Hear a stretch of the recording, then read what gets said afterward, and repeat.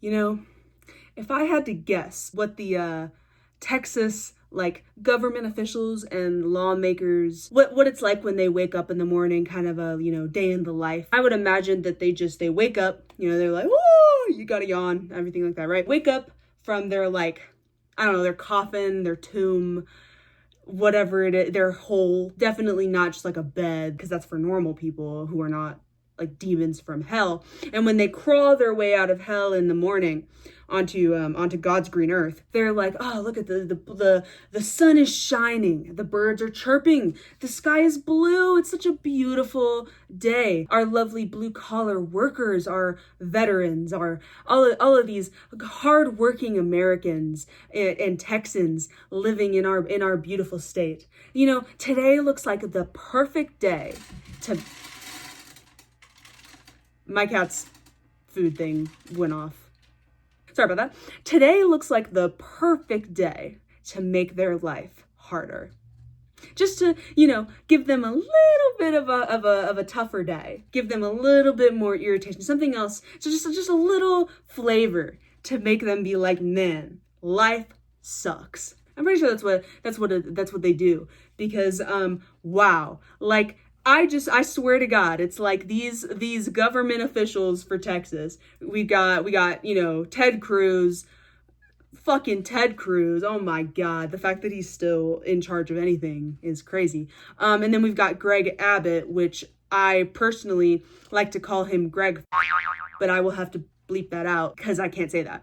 But yes, they are horrible. Lizard people, really. Evil gremlins that somehow... I don't know, I'm kind of thinking it went like Five Nights at Freddy's. They just took some regular human person's skin and are now living in it, I have a feeling that, because there's no way that they're actually real life human beings. Listen, we know we are on YouTube, and I really don't want to get age restricted. So we're going to have to really tiptoe around these words, and I apologize, but I will try to make it as silly as possible. Okay, so we will be talking about weed. We will be talking about, as millennials would say, the devil's lettuce, Mary Jane, the I can't say, I almost said Hulk, but I can't say Green Hulk, because that's not... You say Green Hulk and somebody just woke up from a power nap, angry as stole your wallet, and then punched your dad in the face when they heard that. No, sorry. No green, no Hulks over here. But yes, the natural herb flower that people happen to consume to get lifted, zooted, as some would say. So we will figure out a code to get around and talk about these things. I have been doing that, partaking. I don't know, the first time I ever did it, I was 13 probably. And I started very seriously, regularly on my own partaking when I was probably 16 or 17. Now, personally, I know a thing or two about big doinks and Amish. I started reading a bunch of news articles saying that Texas had banned something, right? And I'm like, oh my God, literally what more can you ban? It's already illegal. What Texas did was they banned basically synthetically derived versions of the GB-weebies. I will find the clip so you know why I said GB Weebie. Out to my guy Just for Kicks 96 for hooking me up with some GB Weebies. I'm going to be looking fresh as fuck, smoking doinks all day, getting pot zoned off the stinky blinky skunk. Fuck 12. So there is synthetically derived GB-weebies, and that's actually pretty good. That's a funny fucking word. I'm gonna use that there you go. There's your code word for weed. It's GB-weebies. As a result of it being illegal in Texas, some of these hemp brands, the ones that make CBD, found a loophole in Texas law where you could get synthetically derived THC, GB-weebie, from other forms of hemp, right? So while you get your regular stuff from actual regular big doinks and Amish. They're basically doing some type of scientific, I don't know, they're looking like Walter White in there, taking CBD isolate usually, but they're doing some type of science to synthetically derive from CBD, but it's not actual. So that is what is called Delta 8, Delta 10, whatever, right? So I know about Delta 8. I've tried it before. I worked at a CBD shop in Texas, and like right around the time that this was even becoming like a thing in the first place, like 2021ish. The people who I worked for started to introduce Delta 8 products. I got to try it and it was fine. Like, it's whatever. I have a high tolerance, so Delta 8 doesn't really do anything for me. I can get the regular stuff. I have no reason to use that kind of thing. But people who are in Texas, who may not know where to get it, may not want to break the law, they were going for this kind of stuff, right? So even though technically it is derived from hemp, Delta 8 is a real thing, Delta 10 is a real thing, but the way that they're getting the GB-weeby that is getting you zooted is synthetic. Because it's a loophole, it's completely unregulated by the FDA. You don't know what they're putting in this stuff. Like at dispensaries in legal states, they are all FDA regulated to be able to be sold properly. They have to pass tests. Products will have QR codes. You scan them, it'll show you the test results. So it's a lot more transparent, because you're doing it the right way. You're having actual legal shops where people are certified to sell this stuff, selling certified brands. This is the right way to do it. Really, it is. And there's just no other way to look at it. They got these people smoking on cart nights, buying this shit for $60 for probably half a gram. This Delta 8 loophole, it seems extremely untrustworthy. I would not want to buy any of that stuff. I would not want anyone I love to buy any of that stuff. However, it's not that, let's ban Delta 8. Yes, good, let's do that. Why don't we just legalize the GB-weebies? I don't understand. We could just legalize the GB-weebies and that would be a booming business in Texas. Holy shit. The way that overnight Texas would just the economy would just boom. It would be crazy because it really is like that big of a deal. It really is that big of a moneymaker. I mean, oh my God, you want to register a business for selling big doinks and Amish, you need millions of dollars. So this kind of thing is profitable, but it's Texas. So they don't care. They're okay, well, we can just arrest people. If people are really that desperate, they'll drink, they'll go do whatever, get some kratom from the smoke shop. Jesus Christ. You hate your people, don't you, Texas? That was ultimately what I was seeing online, was just just people talking about Delta 8 being banned and whatever, right? But it had me start looking at laws in Texas. What would you get charged with? All of that, right? I was just interested. I personally actually have a lot of stake in this conversation because I was arrested in 2017. I was 17 years old. Parents, they all show love in different ways. Some are soft, some go with tough love, and some call the cops on their children for having an eighth in their backpack. And that's how my parents show love. So yes, my parents called the cops on me when they found an in my backpack. And now my parents are old. My dad was 45 when I was conceived. No wonder this bitch is autistic. But because of this, boomer thinking, right? And so my parents are this is what they're thinking. They're thinking, so the cop is gonna come and they're gonna be like, well, now, Missy, this is for hooligans and ne'er-do-wells, and you seem like a sweet little lady. It's time to get you on the straight and narrow. I think that's what they were expecting.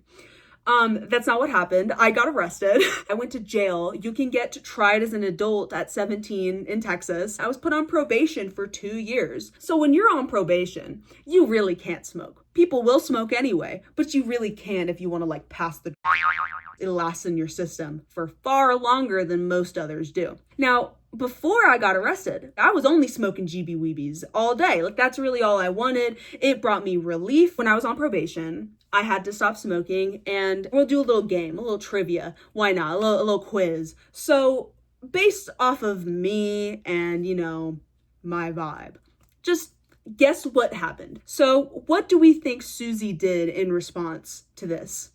Did I, A, completely give up all together and just get on the straight and narrow. Went that way forever, and now I am a recovered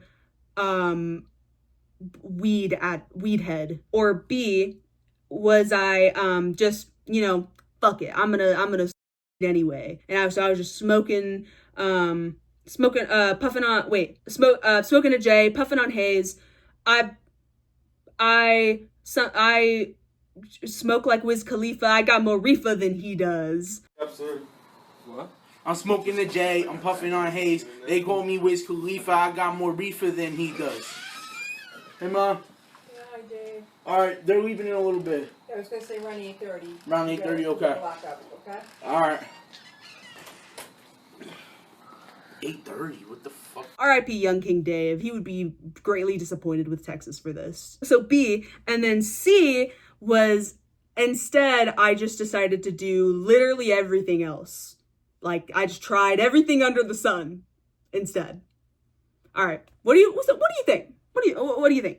It really could be any. I'll let you take a second. I imagine you already guessed. Yeah. Yes, I did literally everything else. Before I got arrested, I hadn't really done like a whole lot outside of, I smoked the juvie, and I took that one album by Chance the Rapper. I took that once. Other than that, yeah, that's really it. And then when I got on probation, she went crazy. She went crazy. Like I did everything. Like I tried everything. Pretty much everything but smoking meth, just because I couldn't. Big doinks and Amish. I just did everything else. And what do you think happened when I got off of probation?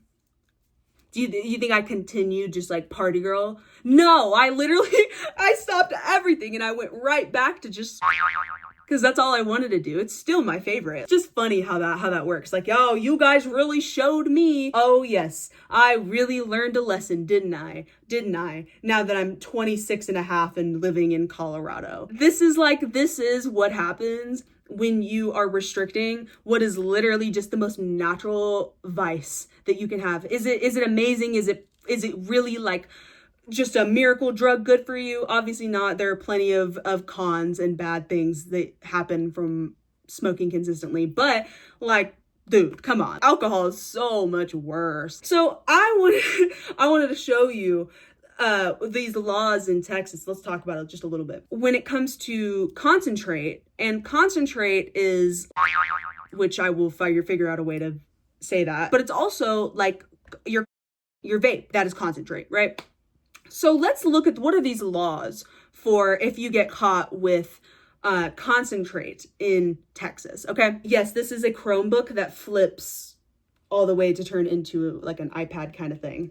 Yeah, I know tech. So if you get caught with under a gram, you could get the minimum for being caught with one is 180 days of jail with maximum 2 years in jail and a maximum fine of up to $10,000 for one. If you have under 4 grams. Oh, by the way, all of these are felonies. You get a 3rd-degree felony, up to 10 years in prison, and a fine of up to $10,000. Dog.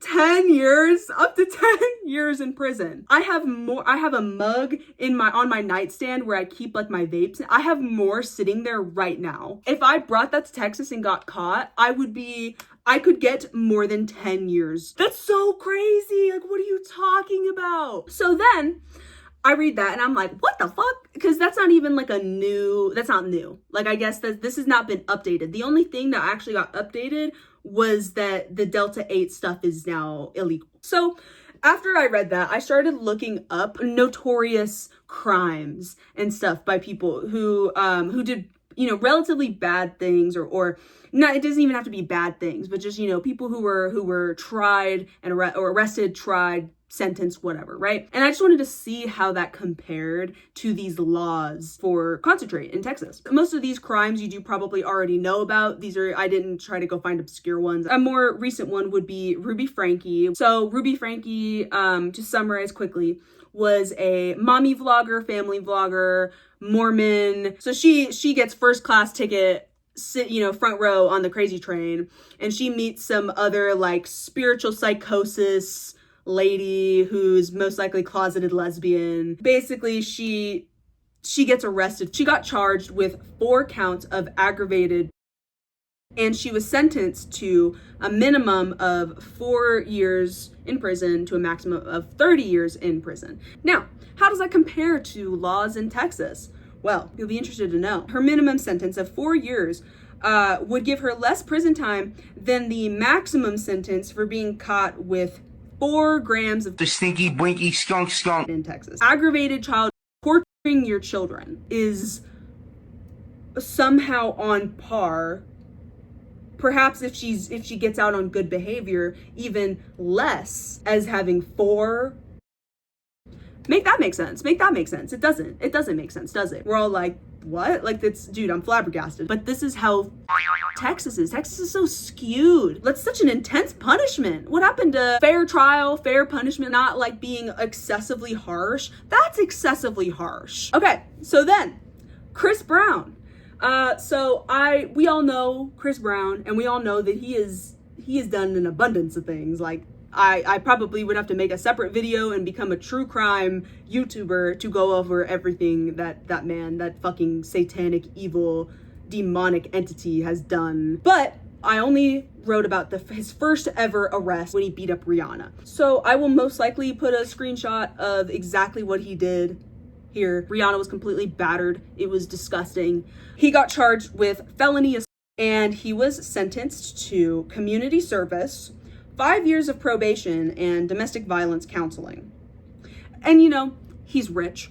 He's a celebrity. He was so big at the time, like especially like at that time. He was like pop prince, you know what I mean? So if you were to be caught with one singular vape, you would get more jail time than Chris Brown. Crazy. It's just crazy. Look, I'm not saying they hate you, but they hate you. They spit on you. Disgusting. Blech. Disgusting. This is the last one that I looked up, because after this, I'm like, dude, I told you, I'm not a true crime YouTuber. This is not, I don't care. So, the last one is Winona Ryder. We all know who she is. She was arrested in 2001 for shoplifting about $5,500 worth of product from Saks Fifth Avenue. Free my girl. She did nothing wrong. Like, God forbid a girl wants to have fun. God forbid a girl wants to wear some nice clothes. God forbid. Dude, shoplifting should be a God-given right. Personally, I believe that. Like, oh, dude, I'm going to get a bunch of people like, what are you talking about? She did get charged with grand theft and shoplifting.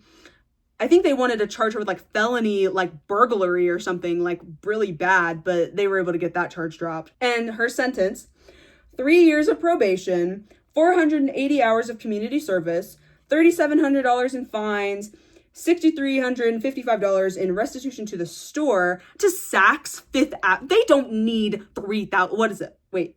They don't need $6,000. That's just so ridiculous. I guarantee you they probably made that back in like 3 hours. So stupid. Anyway, and then she was also ordered to attend psychological counseling and drug counseling. So compared to Texas law, once again, 1 singular gram would get you more jail time than when famous actress Winona Ryder got caught stealing over $5,000 worth of clothing, shoplifting. I think she was fun lifting. So, as you can see, this shit don't make no goddamn sense, does it? If you live in Texas, protect yourself. Holy shit, protect yourself.